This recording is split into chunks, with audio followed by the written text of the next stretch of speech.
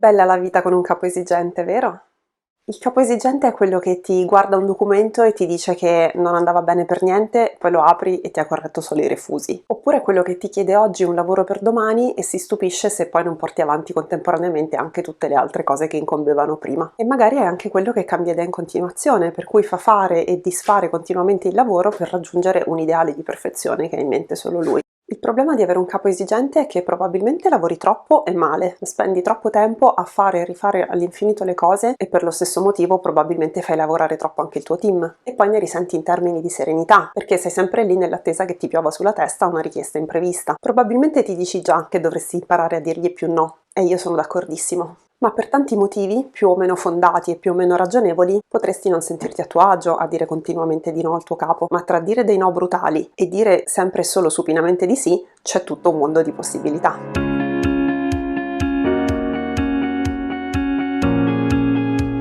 Ciao e bentornata sul mio canale. Oggi parliamo di capi esigenti e come gestirli. Voglio proporti dei modi per sopravvivere ad un capo esigente e imparare a gestire le sue aspettative senza dirgli continuamente di no. E lo facciamo partendo da un'idea di base, e cioè che il tuo capo non ha necessariamente sempre ragione. E non mi riferisco solo a quei capi dalle dubbie capacità, anche i migliori possono a volte fare delle richieste che, a ben guardare, non hanno senso, o perché non hanno la piena visione di tutte le attività su cui tu e il tuo team siete impegnati, o perché magari non ha alcune informazioni. Ed è compito tuo contribuire a una valutazione corretta della sensatezza della sua richiesta, prima di buttarti a capofitto a realizzarla. Quindi, prima regola per gestire un capo esigente: togliti l'automatismo del sì sì lo faccio subito.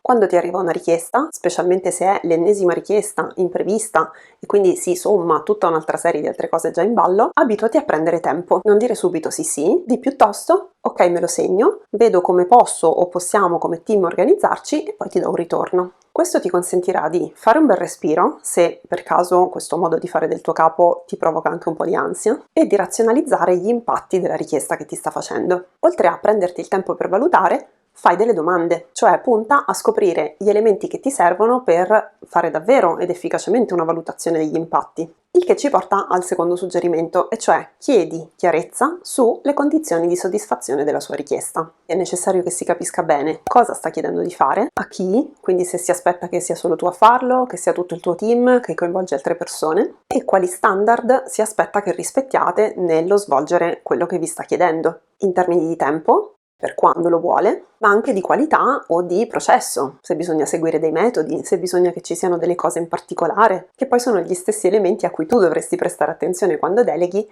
e di cui ti ho parlato in un video a proposito di come delegare efficacemente, che ti metto lassù. Un altro elemento che ti può aiutare molto a valutare gli impatti della richiesta del tuo capo e quindi anche a decidere come rispondere è la visione, la motivazione che c'è dietro alla sua richiesta. E perché ti serve saperlo? Primo, per valutare correttamente la priorità di quello che ti sta chiedendo di fare. Se per esempio nel bel mezzo di tutt'altre attività se ne esce con la richiesta di un report fatto in un certo modo che richiederà molto tempo per essere prodotto, fa differenza in termini di priorità sapere che lo vuole perché si è svegliato stamattina con un capriccio e quindi ha voglia di vedere un altro tipo di report, oppure che l'amministratore delegato gli ha chiesto un colloquio in cui ha bisogno di vedere i dati fatti in quel modo. Secondo, perché se hai visibilità sulle sue motivazioni e sulla visione che c'è dietro una richiesta, puoi anche accorgerti in tempo se per caso il presupposto, le idee da cui è partito nel farti questa richiesta sono infondate o sbagliate. Per esempio potrebbe chiedere di strutturare diversamente un documento a cui state lavorando senza sapere che ti sei già coordinata con altre figure che hanno voce in capitolo sulla struttura di questo documento e che avete concordato di farlo in quel modo per tutta una serie di valide ragioni.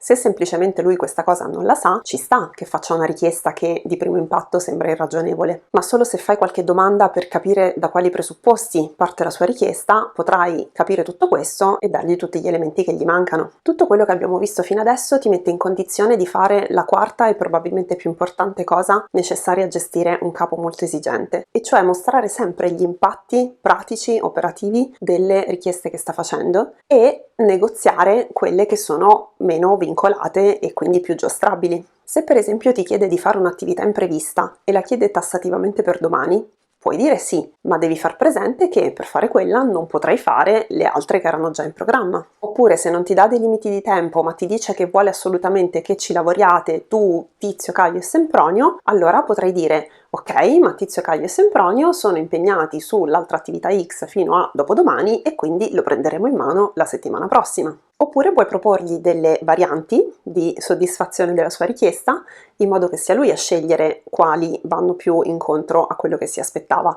Per esempio puoi dire: guarda, se questa cosa la vuoi assolutamente per stasera, la possiamo fare in questo modo, quindi con questo e questo, ma non quest'altro. Se invece possiamo prenderci più giorni, allora possiamo farla esattamente come me la stai chiedendo. Se avevi il preconcetto che dire seccamente di no sia una cosa brutta, perché magari ti fa apparire come quella non collaborativa, che non vuole il bene dell'azienda, eccetera, eccetera, questo che ti sto proponendo, quindi negoziare con criterio le condizioni di accettazione delle richieste del tuo capo, non solo non ti farà passare come quella poco collaborativa, ma avrà un enorme vantaggio, e cioè con il tempo ti farà sempre di più emergere agli occhi del tuo capo come una che sa fare il suo lavoro, perché sia che tu lavori per lo più in autonomia, sia che tu coordini un team, dimostrare conoscenza degli impatti di tutte le decisioni sul tuo lavoro, quello degli altri, i tempi, le relazioni con le altre aree aziendali, denota grande competenza e professionalità. Quindi alla fine otterrai sia di sopravvivere meglio a questo capo un po' ingestibile, sia di valorizzare al massimo le tue competenze nella gestione delle attività. E c'è anche un altro vantaggio secondo me, cioè a forza di ribattere a tutte le richieste con argomentazioni sui tempi che ci vogliono, l'impatto sul lavoro tuo e quello degli altri, la sostenibilità in generale delle attività, riuscirai a inculcare il concetto che